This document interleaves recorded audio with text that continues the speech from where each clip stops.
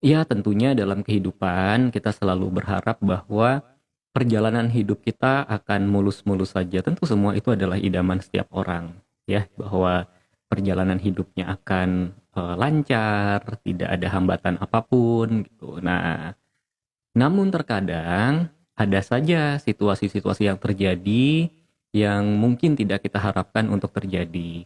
Nah, inilah situasi-situasi yang memicu respon atau perasaan tidak menyenangkan di dalam diri kita.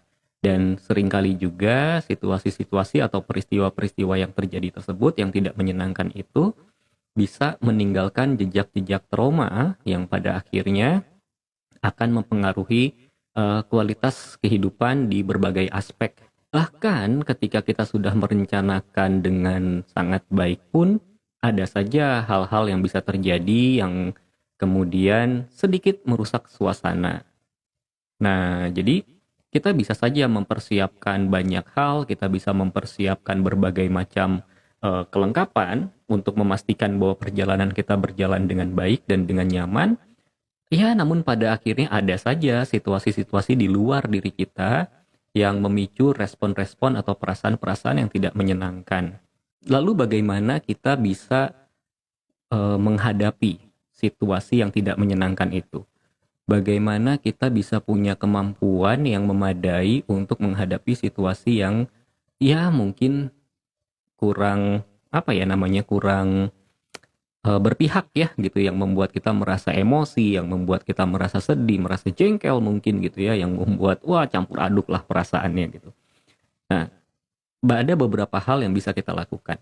Yang pertama, ketika peristiwa itu terjadi atau hal-hal yang tidak menyenangkan itu terjadi, yang pertama bisa kita lakukan adalah memahami dan menyadari bahwa peristiwa itu memang terjadi. Itu ya, jadi memahami, menyadari dan menerima bahwa peristiwa itu memang terjadi.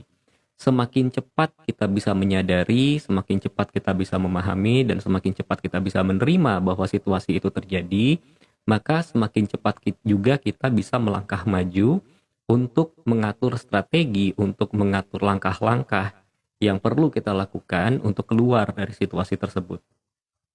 Dan semakin kita tidak mau menerima, atau kalau dalam bahasa kerennya disebut dengan denial, maka situasi itu juga akan terkesan tidak selesai-selesai, akan terkesan situasinya kok ya begini-begini aja gitu. Dan karena memang prinsipnya ketika kita berada dalam sebuah permasalahan, maka kita akan melihat masalah itu seolah-olah lebih besar dari diri kita dan kita tidak punya kemampuan untuk menghadapi masalah tersebut. Akan tetapi, kalau kita mau meluangkan waktu sejenak untuk keluar dari permasalahannya, untuk melihat permasalahan tersebut dari sudut pandang yang berbeda, maka seringkali justru kita melihat bahwa, oh ternyata masalahnya tuh cuma segitu aja kok. Ternyata masalahnya itu tidak seberat yang saya pikirkan. Kesannya sulit ya untuk kita bisa keluar dari permasalahan dan melihat permasalahan itu dari sudut pandang yang berbeda. Tetapi ingat bahwa sulit bukan berarti tidak bisa dilakukan. Kenapa? Karena ketika kita ingin menghadapi permasalahan atau menerima permasalahan, seringkali itu berbenturan dengan ego kita. Seringkali itu berbenturan dengan keyakinan diri kita untuk menghadapi permasalahannya. Nah, jadi sekali lagi semakin cepat kita bisa menerima, semakin cepat kita bisa menyadari dan memahami bahwa memang permasalahan itu terjadi, memang peristiwa itu terjadi, maka semakin cepat juga kita untuk mampu melangkah maju dan mengatur strategi-strategi yang dibutuhkan dalam menghadapi permasalahan tersebut. Itu adalah langkah yang pertama, gitu ya. Dan ini adalah langkah yang paling penting sebetulnya, yaitu penerimaan. Nah, ada sebuah kalimat bijak yang saya lupa gitu ya, tapi kalau saya nggak salah, itu adalah kalimat dari Carl Gustav Jung. Mungkin teman-teman kalau ada yang tahu juga boleh mengkoreksi ya di kolom komentar gitu ya.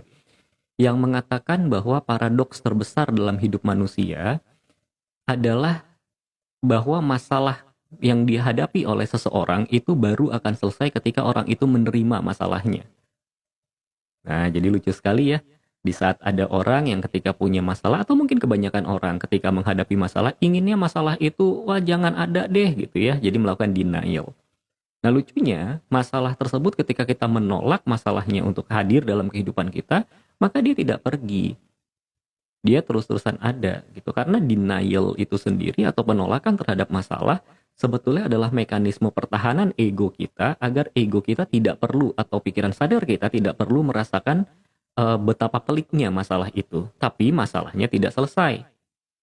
Itu hanya tinggal tunggu hitungan waktu, masalah itu akan kembali lagi dan mungkin dalam intensitas yang lebih tinggi lagi.